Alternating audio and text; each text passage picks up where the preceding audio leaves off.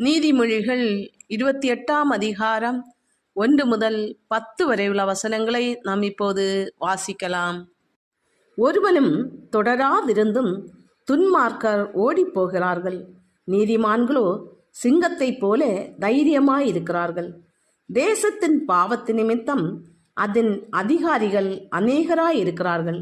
புத்தியும் அறிவுமுள்ள மனுஷனாலோ அதன் நற்சீர் நீடித்திருக்கும். ஏழைகளை ஒடுக்குகிற தரித்திரன் ஆகாரம் விளையாதபடி வெள்ளமாய் அடித்து கொண்டு போகிற மழையைப் போலிருக்கிறான்.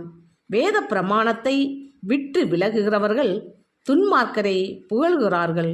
வேத பிரமாணத்தை கை கொள்கிறவர்களோ அவர்களோடே போராடுகிறார்கள். துஷ்ட நியாயத்தை அறியார்கள். கர்த்தரை தேடுகிறவர்களோ சகலத்தையும் அறிவார்கள்.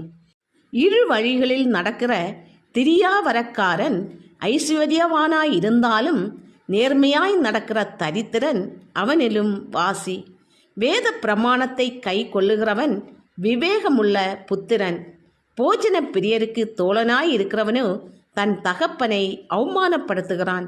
அந்நியாய வட்டியினாலும் ஆதாயத்தினாலும் தன் ஆஸ்தியை பெருக பண்ணுகிறவன் தரித்திரர் பேரில் இறங்குகிறவனுக்காக அதை சேகரிக்கிறான்.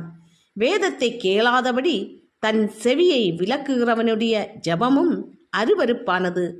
உத்தமர்களை மோசப்படுத்தி பொல்லாத வழியிலே நடத்துகிறவன் தான் வெட்டின குழியிலே தானே விழுவான்.